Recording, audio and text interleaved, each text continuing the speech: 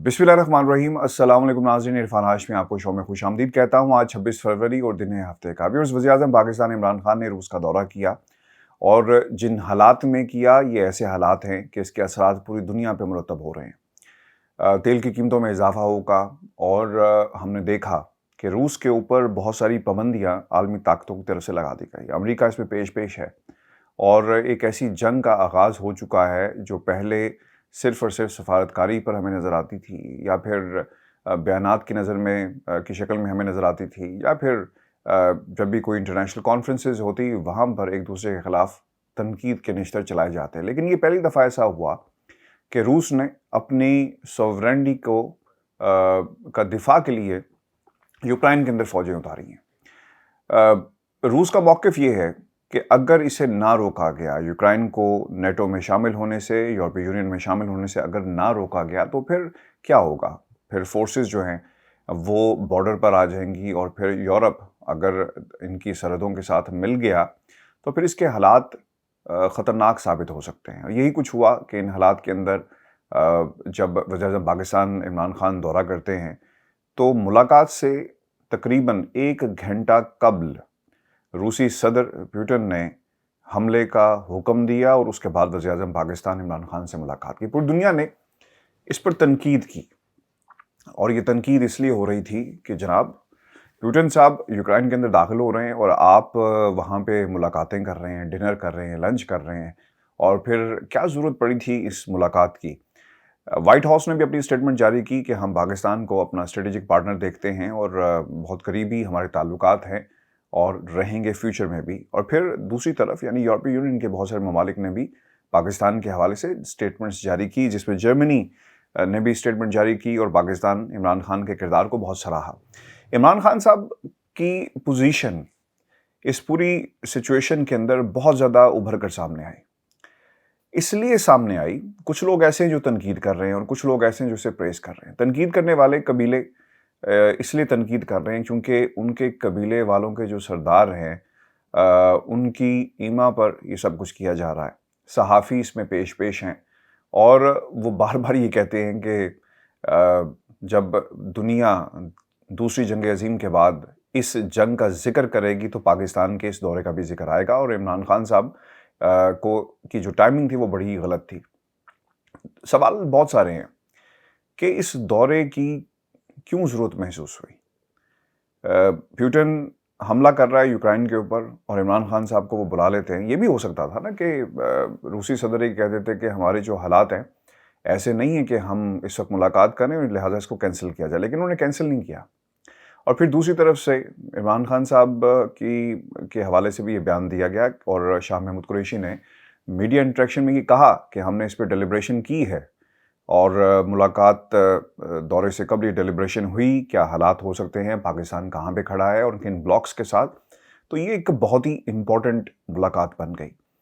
अब व्यूअर, सवाल ये है कि पाकिस्तान की अहमियत क्यों है। पाकिस्तान की अहमियत इसलिए भी है कि रूस दुनिया को बताना चाहता है कि अगर आधी दुनिया तुम्हारे साथ होगी तो वो इंटरनेशनल प्लेयर्स जिनकी स्ट्रेटेजिक अहमियत है, जो पॉइंट ऑफ अटेंशन और centre of attention over the years America के लिए बने रहे, यानी पाकिस्तान, और पाकिस्तान के ज़रिए उन्होंने अफ़गानिस्तान के अंदर अपनी जो जंगी अज़ाइम थे उन्हें पूरा करने की कोशिश की, और फिर अफ़गानिस्तान से जब वो निकलते हैं तो इसमें भी पाकिस्तान का हाथ था और पाकिस्तान की स्ट्रेटेजिक एक अहमियत है। इन्वेजन हुआ, उसमें भी पाकिस्तान ने रेजिस्टेंस का मुजाहरा किया, मुजाहिदीन की शक्ल में सपोर्ट मिलती रही। ये तमाम हिस्ट्री की बातें हैं, लेकिन पाकिस्तान की एक अहमियत है जिसे दुनिया में रूसी सदर ने ज़रूर इस मुलाकात के बाद बता दिया।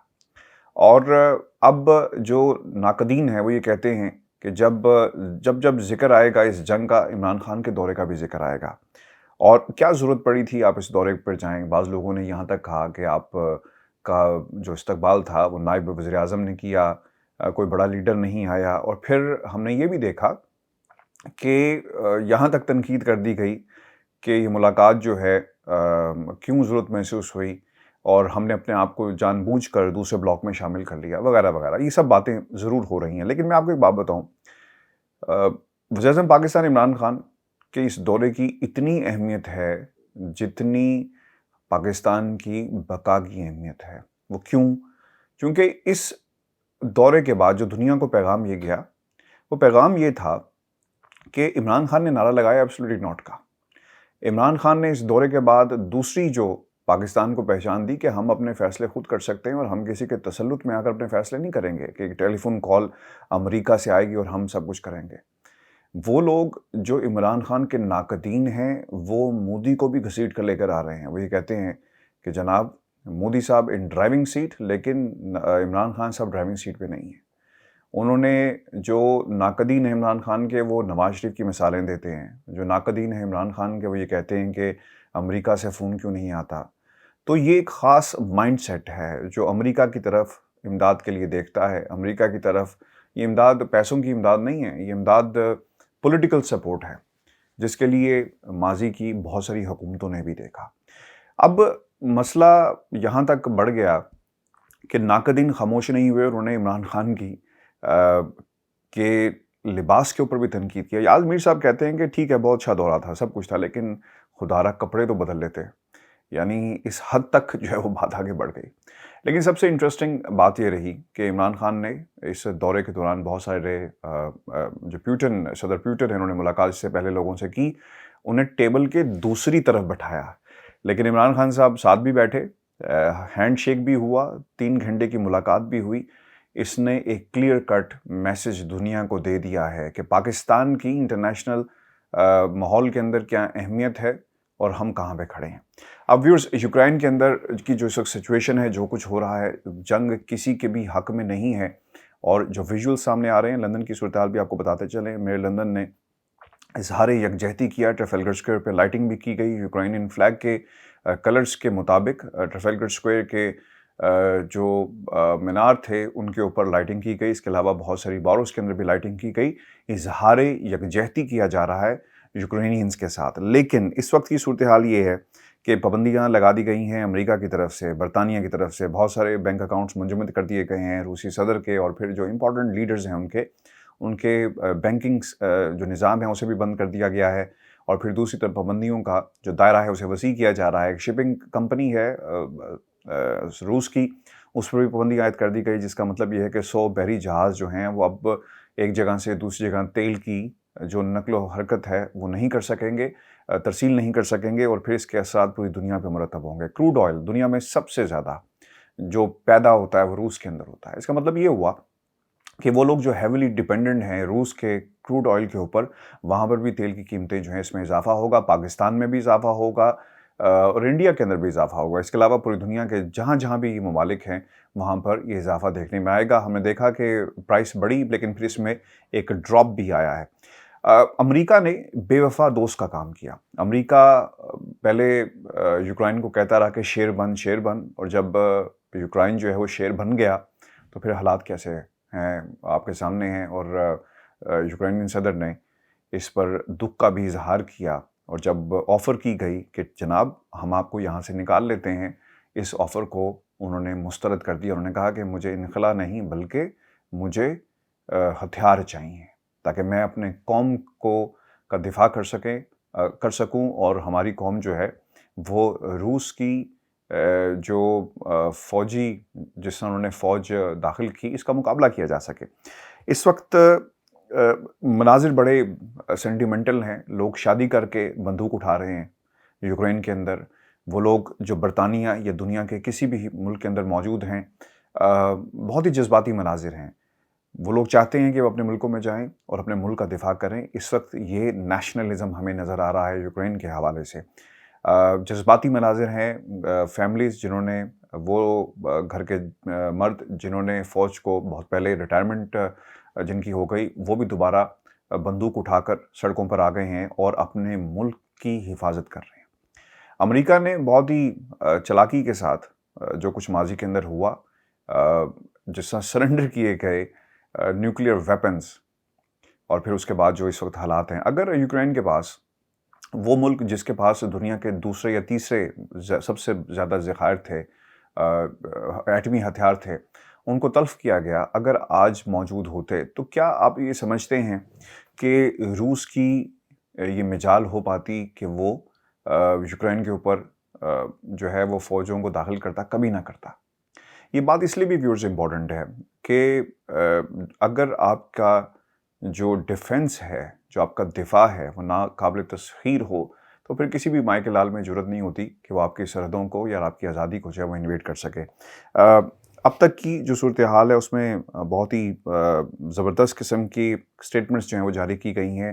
یوکرینین صدر کی طرف سے ایک ویڈیو پیغام بھی جاری کیا گیا جس میں انہوں نے کہا کہ شاید یہ میری زندگی کا آخری ویڈیو پیغام ہو اور آپ سے بعد میں ملاقات نہ ہو، چونکہ وہ مجھے بھی مارنا چاہتے ہیں اور داخل ہونا چاہتے ہیں کیپٹل کے اندر، اور پھر شاید ہماری ملاقات نہ ہو۔ پھر ایک اور بھی ویڈیو میں نے دیکھی CNN کے اوپر جس میں جو ان کے یوکرین سابق صدر تھے انہوں نے ایک کلیشنکوف اٹھائی ہوئی ہے اور وہ بتا رہے ہیں کہ ہمارے پاس کس قسم کا اسلحہ موجود ہے۔ تو یوکرین کے جو حالات ہیں وہ دنیا سے چھپے ہوئے نہیں ہیں۔ یورپی یونین نے بے وفائی کی، دوسری طرف امریکہ نے بے وفائی کی۔ بے وفائی کیسے کی کہ یہ ایکسپیکٹ کر رہے تھے کہ شاید کوئی مدد آ جائے گی۔ امریکہ نے یوکرین میں فوج اتارنے کی بجائے جرمنی فوج بھیج دی، اور اس لیے بھیج دی کہ انہوں نے فوج مانگی تھی کہ آپ فوج کو بھیجیں ان کیس اگر روس آگے بڑھتا ہے تو ہمارے پاس فوجی موجود ہوں، ایک ڈیفنس لائن موجود ہو، کسی بھی ناخوشگوار یعنی جو سرحدوں کو اگر وائلیٹ کیا جاتا ہے تو جرمنی جو ہے وہ اس پوزیشن میں ہوگا۔ ویورز، اس وقت اگر ہم یہ کہیں کہ دنیا ایک تیسری جنگ کی طرف جا رہی ہے تو غلط نہ ہوگا۔ یہ اعصاب کی بھی جنگ ہے، یہ گولیوں کی بھی جنگ ہے، یہ ٹینکوں کی بھی جنگ ہے، اور یوکرینینز اس وقت میدان کے اندر موجود ہیں اور روس کی یہ جو چڑھائی ہے اس کو روکنے کی بھرپور کوشش کر رہے ہیں۔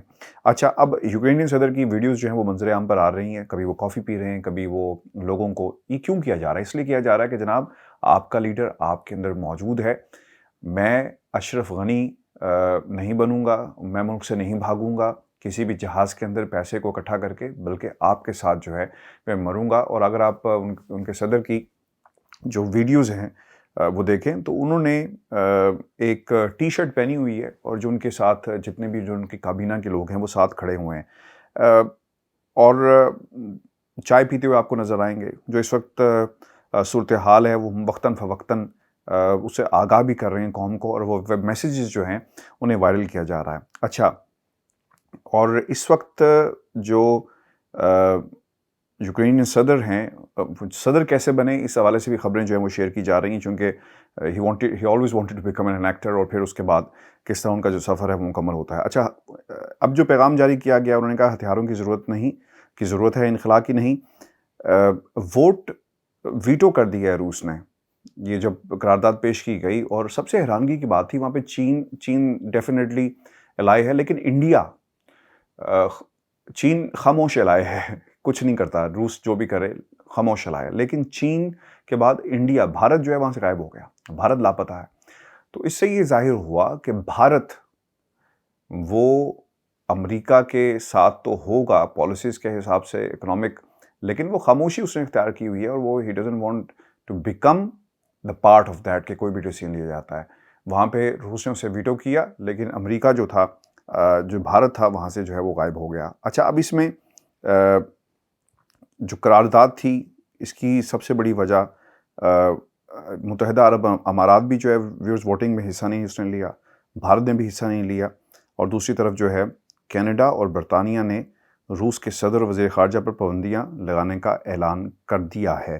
آپ کو یہ بتا دیں کہ اس وقت جو لڑائی ہے وہ روس کی گلیوں میں، یوکرین کی گلیوں میں جو ہے وہ کیف کی گلیوں میں لڑی جا رہی ہے، اور ہزاروں فوجی جو ہیں اس وقت میدان میں موجود ہیں اور اپنے ملک کا جو ہے وہ دفاع کر رہے ہیں۔ اور میں کچھ چیزیں آپ کے سامنے اور بھی رکھ دوں۔ عبدالرزاق داؤ صاحب بھی یہ کہتے ہیں کہ روس اقتدار کے دروازے کھل چکے ہیں، اور میں آپ کو یہ بتاؤں یہ کیوں کھل چکے ہیں۔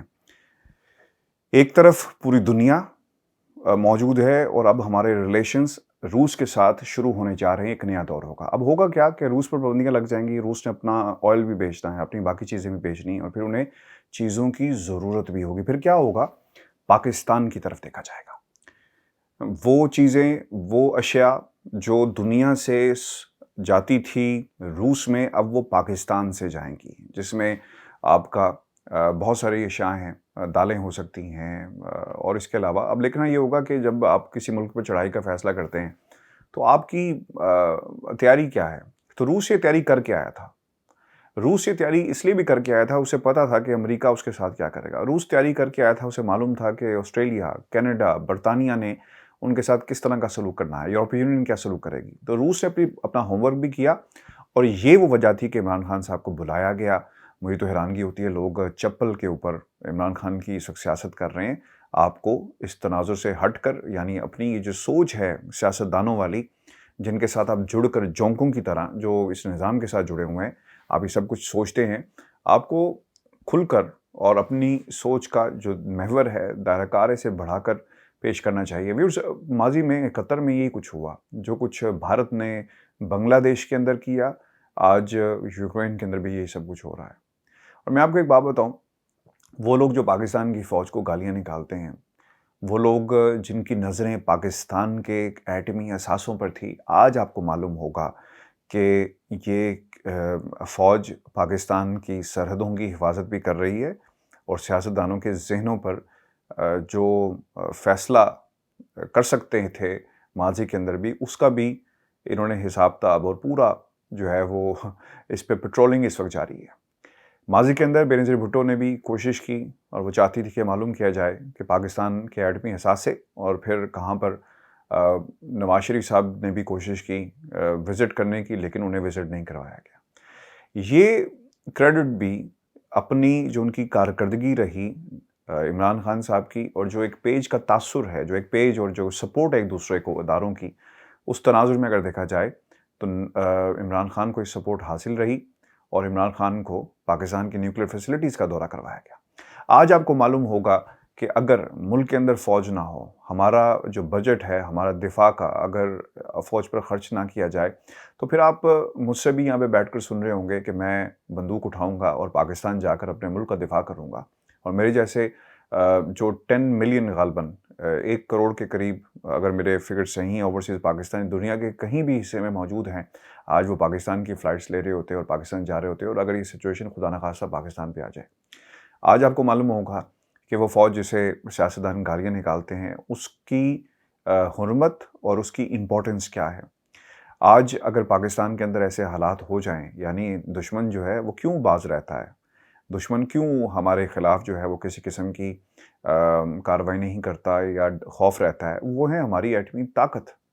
اور جب تک پاکستان کے پاس ایٹمی طاقت پاکستان ہے، اور یہ رہے گا انشاءاللہ، کسی مائی کے لال میں جرت نہیں ہو سکتی کہ وہ پاکستان کی طرف میلی آنکھ سے دیکھے۔ ویورز، اب جو انٹرنیشنل حالات ہمارے سامنے ہیں، اس کے تناظر میں یہ کہنے جا رہا ہوں، اور مجھے اس میں کوئی ہار نہیں ہے، فوج کو بھی اب سوچنا چاہیے، اور فوج سوچ رہی ہے کہ کسی صورت بھی تحریک عدم اعتماد کو کامیاب نہیں بنایا جائے گا، کیونکہ اس وقت جو دنیا کے حالات ہیں، میں نے آپ کو پہلے بھی کہا تھا کہ افغانستان کی جو سچویشن ہے اس تناظر میں جب بل پاس نہیں ہو رہے تھے، اور آپ کو یاد ہوگا کہ اس وقت بھی جو vote of confidence Imran Khan صاحب نے خود لیا، تو باقاعدہ پاکستان کے طاقتور حلقوں کی طرف سے سپورٹ موجود تھی۔